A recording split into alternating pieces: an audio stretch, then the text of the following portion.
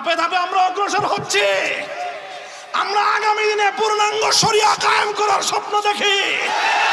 বাংলাদেশে ইসলামী বিপ্লব হবে, কোরআনী হুকুমত কায়েম হবে, আল্লাহর কোরআন হবে বাংলাদেশের সংবিধান। শান্তির পথ সে তো একটাই একটাই, সে পথে ইসলামায় ছুটে আয়। আর এই আওয়ামী লীগের দেখা দেখি মাঝে মাঝে বিএনপি এই সমস্ত অপকর্ম করে। খুব হুঁশিয়ার। মনে রাখেন, আমরা আলহামদুলিল্লাহ ধাপে ধাপে আমরা অগ্রসর হচ্ছি। ধাপে ধাপে আমরা অগ্রসর হচ্ছি। আমরা আগামী দিনে পূর্ণাঙ্গ শরিয়া কায়েম করার স্বপ্ন দেখি। বাংলাদেশে ইসলামী বিপ্লব হবে, কোরআনী হুকুমত কায়েম হবে, আল্লাহর কোরআন হবে বাংলাদেশের সংবিধান।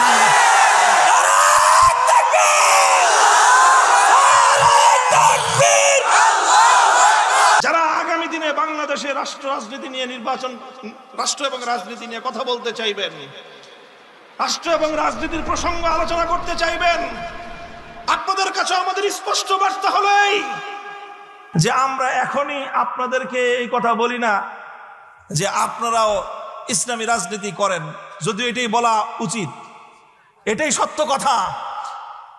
তো আমরা এখন অন্তত এতটুকু কথা বলি, আপনি আপনার কোন আমেরিকা আর কোন রাশিয়া, কোন চায়না, কোন ভারত বাপদাদার কথায় আপনার রাজনীতি করবেন? আপনার সেই বাপদাদার, আপনার সেই এই বস্তা পচা পশ্চিমা সভ্যতার অন্ধ অনুকরণ আর অন্ধ গোলামি আপনি করতে পারেন।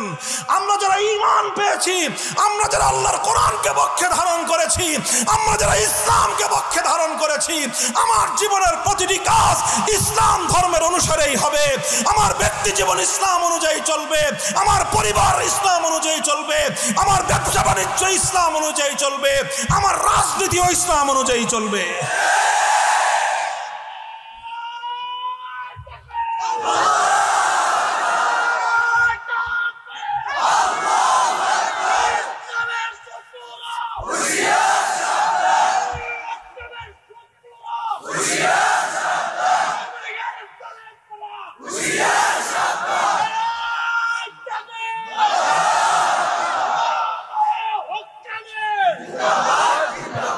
পয়গামটা আমাদের পরিষ্কার, সেটা হলো আমাদের সঙ্গে তাদের বিরোধ এবং তাদের সঙ্গে আমাদের সংঘাতের মূল পয়েন্ট হলো এইটা।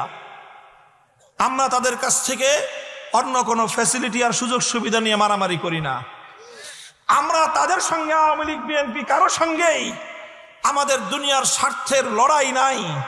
আমাদের মূল লড়াইটা হলো যে আমরা আমাদের এই মাটিতে, আমাদের জন্মভূমিতে শতভাগ আল্লাহর দ্বীনকে নিয়ে আমরা চলতে চাই।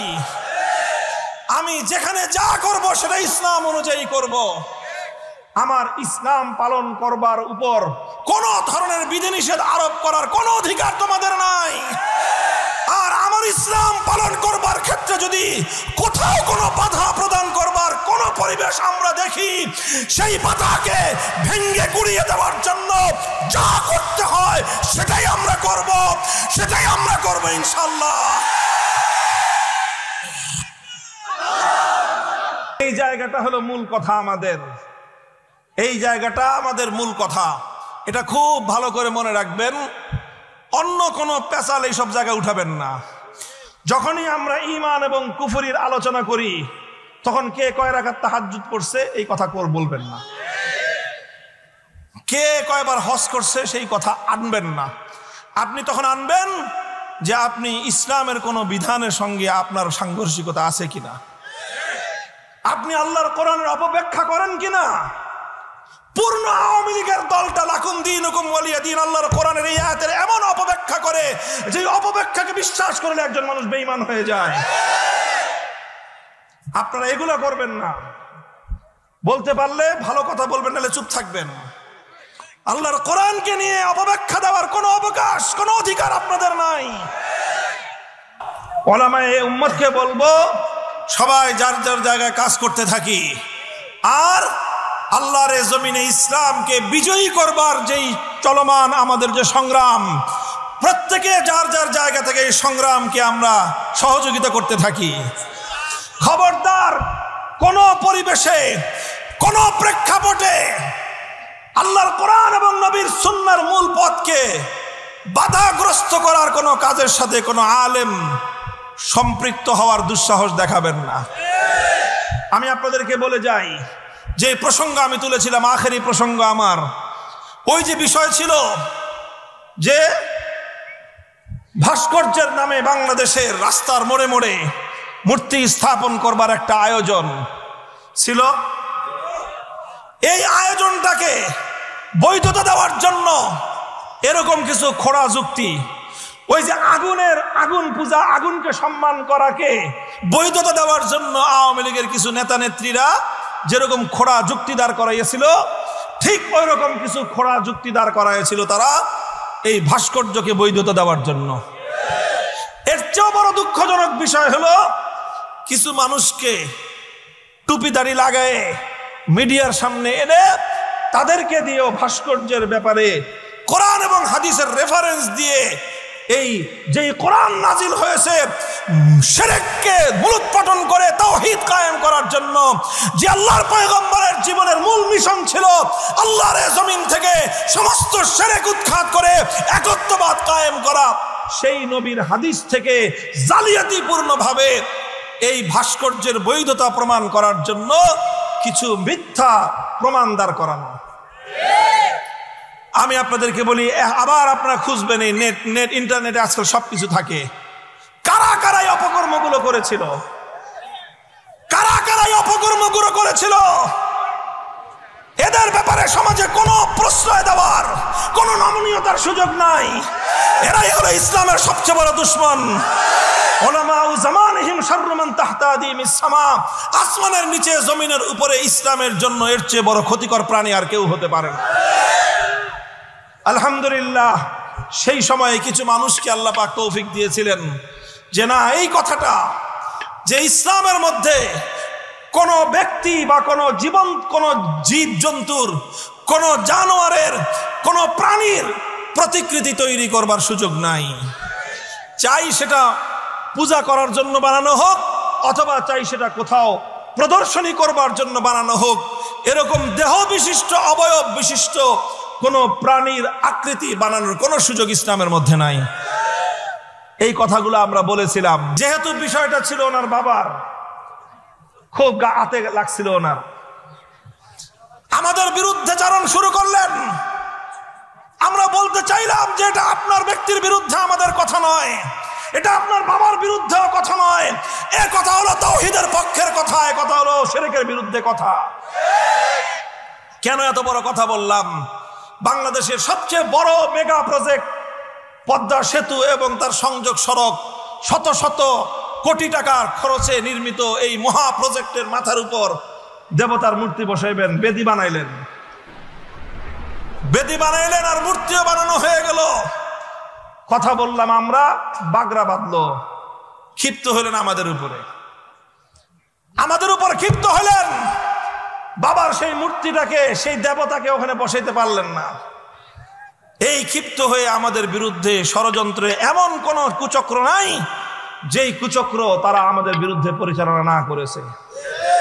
উলামায়ে কেরামের বিরুদ্ধে এমন ষড়যন্ত্র করেছে যেই ষড়যন্ত্র নমরুদ করেছিল ইব্রাহিম আলাইহিস সালামের বিরুদ্ধে, এমন ষড়যন্ত্র করেছে যেই ষড়যন্ত্র ফেরাউন করেছিল মুসা নবীর বিরুদ্ধে, যেই ষড়যন্ত্র কারুন করেছিল মুসা আলাইহিস সালামের বিরুদ্ধে, যেই ষড়যন্ত্র সবচেয়ে বড় মুনাফিক সর্দার আব্দুল্লাহ ইবনে উবাই করেছিল মুহাম্মদুর রাসূলুল্লাহ সাল্লাল্লাহু আলাইহি ওয়াসাল্লামের বিরুদ্ধে, সেই ষড়যন্ত্র নিয়ে আলেম সমাজের বিরুদ্ধে বাংলাদেশের মাটিতে ঝাঁপিয়ে পড়েছিলেন। আর দুঃখজনক হলো, ওই সময়ে কিছু নামধারী মানুষ ইসলামের পরিচয় দিয়ে, আলেমের পরিচয় দিয়ে সেই জালেমের পক্ষে গিয়ে দাঁড়িয়েছিলেন। হে বাংলাদেশের আলেম সমাজ, তরুণ সমাজ, ওই সমস্ত মানুষের পরিচয়গুলি তোমরা এখন জাতির সামনে তুলে ধরো, প্রকাশ্যে আহ্বান জানাও তওবা করার।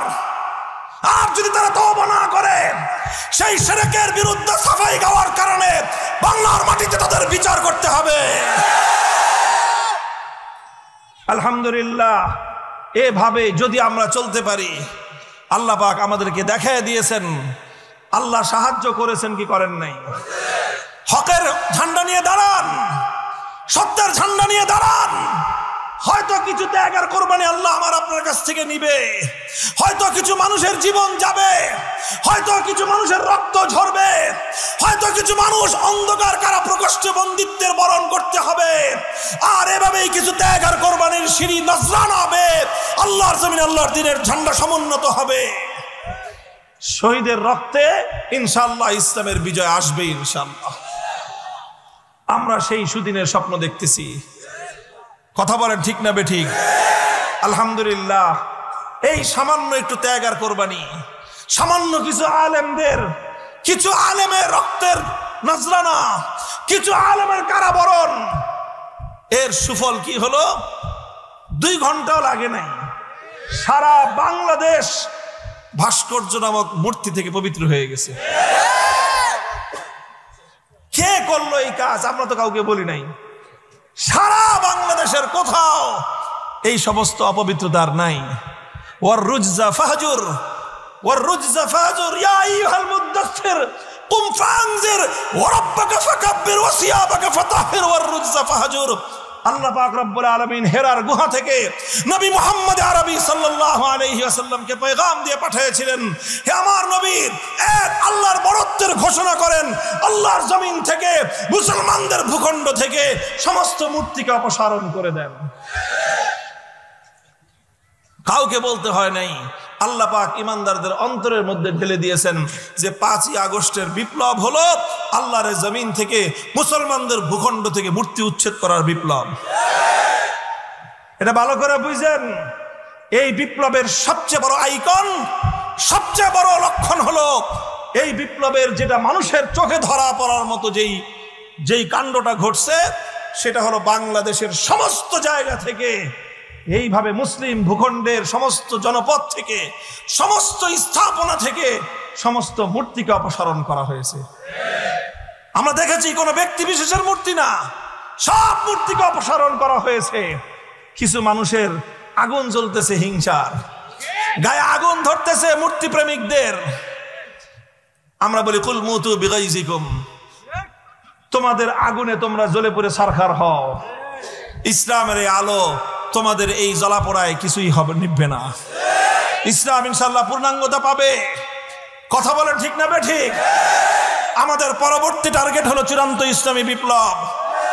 এরপরের বিপ্লব হবে আল্লাহর জমিনে কোরআনী রাজ কায়েম করার বিপ্লব। বাংলার প্রতিটি জনপদে, প্রতিটি পাড়ায় পাড়ায়, প্রত্যেকটি মহল্লায় কোরআনের বিপ্লব তৈরি করার জন্য যুব সমাজ আল্লাহর কোরআনের সৈনিক হিসেবে নিজেদেরকে প্রস্তুত করো।